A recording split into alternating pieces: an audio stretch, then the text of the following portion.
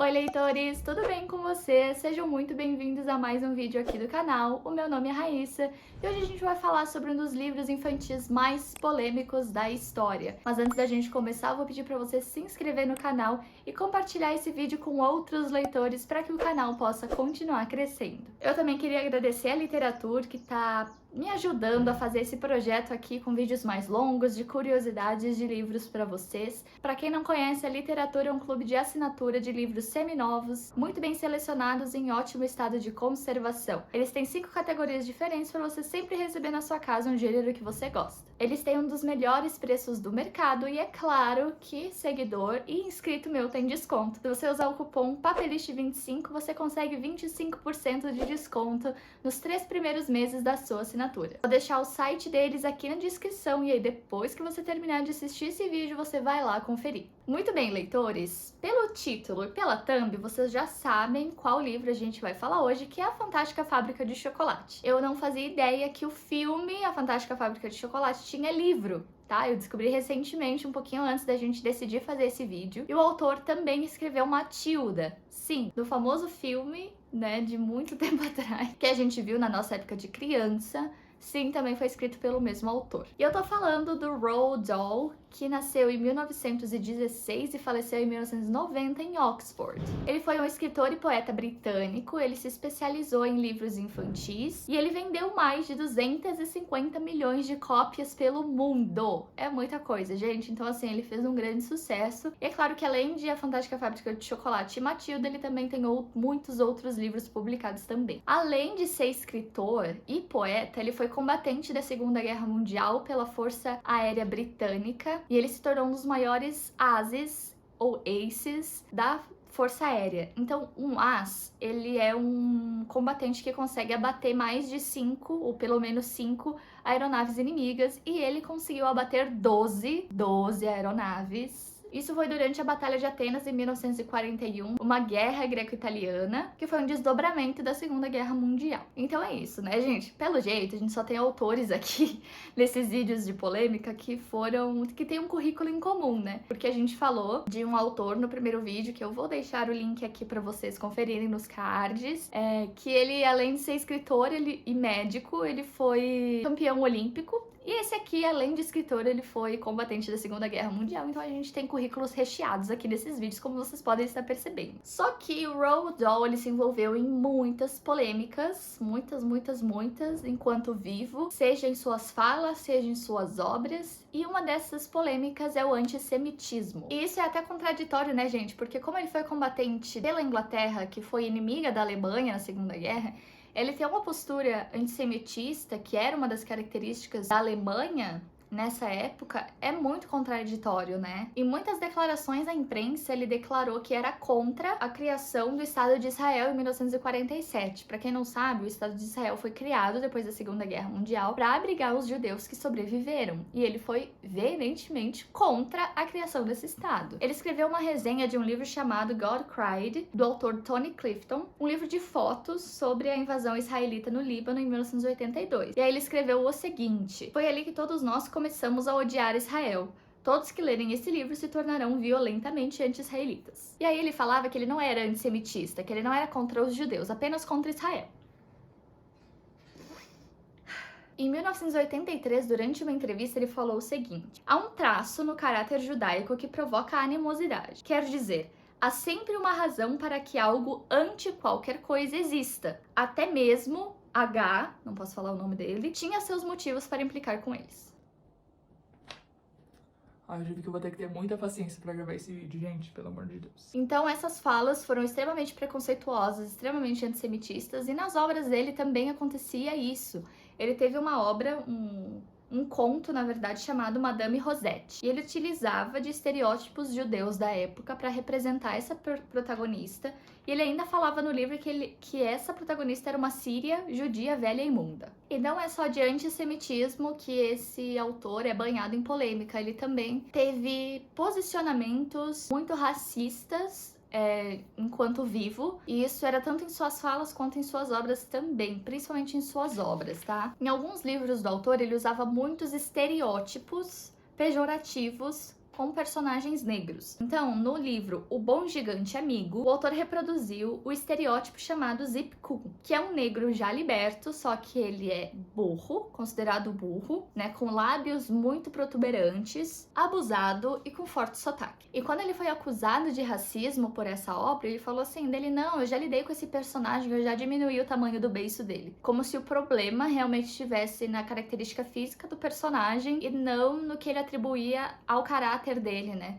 Então, na verdade, ele diminuiu o tamanho dos lábios do personagem, mas deixou todas as outras características que eram pejorativas. Em outras obras do autor, ele também usou o estereótipo do Black Sambo, que foi um livro infantil de 1900 que tentou homenagear a cultura negra, só que acabou criando mais um estereótipo. E esse estereótipo pode ser encontrado até mesmo em livros do Monteiro Lobato. E isso pode até ser o tema do próximo vídeo, né? Se vocês tiverem interesse, a gente fala das polêmicas do Monteiro Lobato, né? O autor nacional aí que... E esse estereótipo é caracterizado pelo negro bonzinho demais, ingênuo, que é sempre passado pra trás, que tem que ser protegido, sabe? Porque o mundo é muito cruel, esse tipo de coisa. E é claro, inferior intelectualmente. A gente ainda vai ver muitas dessas características preconceituosas no livro A Fantástica Fábrica de Chocolate, que foi lançado em 1964. Nesse livro e filme, o nosso protagonista Charlie é uma criança muito pobre que mora com os pais e os 4 avós numa casa bem pequena, e eles não têm muitas condições para se alimentar super bem, sabe? O que eles mais comem é sopa de repolho. E a comida favorita do Charlie é chocolate, e tem uma fábrica, que é a Fantástica Fábrica de Chocolate, perto da casa dele, só que é super misteriosa. Eles não sabem quem são os funcionários, ninguém entra lá, eles só veem o carregamento de chocolate chegando e saindo. Só que, obviamente, tudo isso muda quando o Willy Wonka, que é o dono da fábrica de chocolate, anuncia que ele vai liberar 5 convites, 5 golden tickets, para 5 crianças felizardas e sortudas irem visitar a fábrica de chocolate. E é óbvio que o Charlie quer muito tentar conseguir, né? Ele vai juntar as economiazinhas dele aí pra comprar o chocolate e torcer pra que ele ganhe um golden ticket. Bom, essa é a história que a gente já conhece do filme, né? Dos filmes, que tem um filme mais antigo e um mais recente. Só que o contexto da época em que o livro foi publicado era um pouco conturbado, tá? E a gente vai entender um pouquinho por quê. O livro foi lançado no auge da Guerra Fria, gente. Apenas 2 anos após o fim da crise dos mísseis de Cuba. E a Inglaterra sempre foi aliada dos Estados Unidos, tradicionalmente falando, então eles têm muito dos mesmos preconceitos, problemas sociais, estereótipos, né, porque sempre foram muito próximos. E embora a Rússia tenha a parte oriental do seu território, né, na Europa, ela é um grande expoente do mundo oriental, obviamente em virtude dessa localização geográfica. Então o mundo vivia numa época estranha, porque houve muitos adeptos da eugenia e do racismo científico, e essas ideias culminaram no Holocausto, na Segunda Guerra Mundial. Só que aí, com o fim da guerra, as pessoas estavam tentando abafar isso e tentar se aproximar umas das outras, mas do jeito errado. Apesar dos temores da guerra, haviam muitos simpatizantes ao nazismo e o fascismo. O racismo científico ainda, ele teve uma certa amenização para não ser comparado com o nazismo, quando na verdade foi meio que ele que inspirou algumas ideias também. Então o racismo científico, ele surgiu lá no Iluminismo, no século XVII, e basicamente os filósofos falavam que raças diferentes tiveram criações diferentes.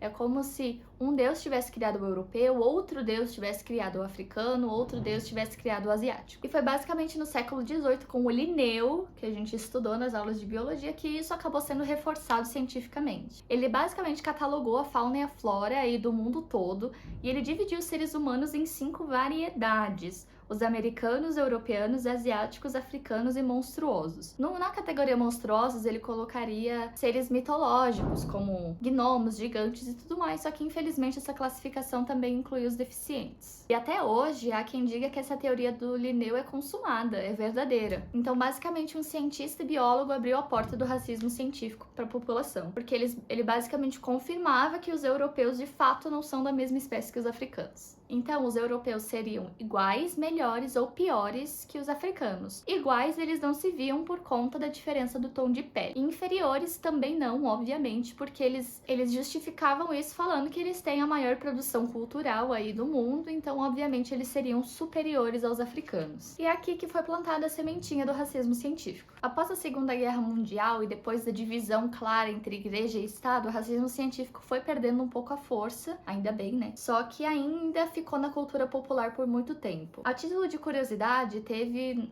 numa época do século XIX, aquela teoria de que quanto maior a caixa craniana da pessoa, maior seria a sua inteligência. Então, quanto maior a cabeça, mais inteligente a pessoa era. E isso acabou criando muito preconceito com os asiáticos que tinham uma estrutura óssea menor. E ali, entre os últimos suspiros do racismo científico, a gente teve a eugenia. A eugenia basicamente acreditava que o ser humano poderia e deveria, digamos assim, fiscalizar a sua evolução, passando os genes apenas dos indivíduos melhores e mais capazes. A eugenia é basicamente uma interpretação completamente errônea e equivocada da origem das espécies do Charles Darwin. E na sua forma mais brutal, a eugenia fez parte do nazismo, quando Hitler falava que queria priorizar a raça ariana, que seria a raça pura, e queria exterminar o sangue judeu. Então, basicamente, isso colocou os alemães como superiores e os judeus como inferiores. Ainda deficientes físicos também foram eliminados porque eles não queriam que os genes das doenças fossem passados adiante. Bom, e similar a isso, a eugenia já foi praticada em muitos outros lugares do mundo, em algum nível, né? Não no mesmo nível, mas em algum nível, como na Inglaterra, em ditaduras espalhadas pelo mundo e até mesmo nos Estados Unidos.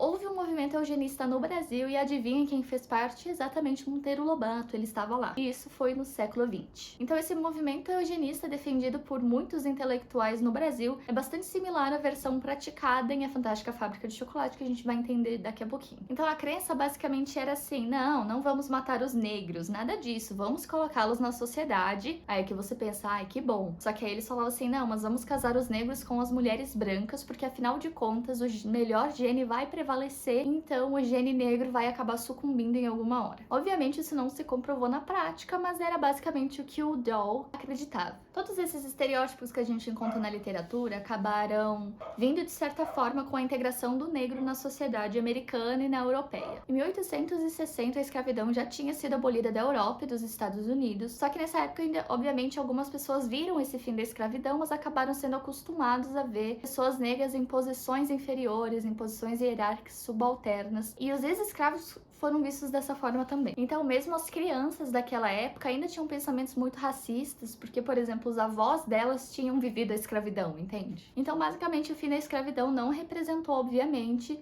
a total integração do negro na sociedade. Muitos negros continuavam vivendo com os seus patrões em troca de comida e abrigo e recebendo salários baixíssimos, né, pelo simples fato de não terem para onde ir. Então, os negros libertos geralmente trabalhavam com atividades pesadas ou domésticas, ganhavam muito pouco e sequer eram alfabetizados. Apenas alguns poucos eram alfabetizados e esses eram filhos ou netos de pessoas que não tinham escolaridade. Obviamente, os negros reclamavam dessa falta de assistência e tudo isso era visto como mimimi por parte dos brancos. Eles falavam como se fosse assim: vocês conseguiram a liberdade de vocês e agora vocês querem mais. E boa parte desses estereótipos negros que o Doll usou nas obras vem justamente daí. O negro burro veio dessa falta de escolaridade, de condições, né, desses negros, e eles acabavam sofrendo muito preconceito. Obviamente, haviam poucos negros intelectuais na sociedade americana e europeia após a escravidão. Eles eram vistos como preguiçosos, porque muitos acabavam adoecendo depois de ter passado por uma vida inteira de abusos, e de modo geral, como eles não tinham escolaridade, eles também tinham falta de qualificação para trabalhar em outras coisas. De modo geral, mesmo aqueles negros que tinham uma boa condição física eram vistos como burros, como inferiores intelectualmente. E a partir disso surgiram vários estereótipos secundários, como por exemplo, a governanta negra simpática, mas ingênua, a criança negra excessivamente ingênua que está sempre sendo vítima das outras crianças, do negro malandro e ladrão, que de fato haviam negros marginalizados que acabavam tendo que viver essa vida para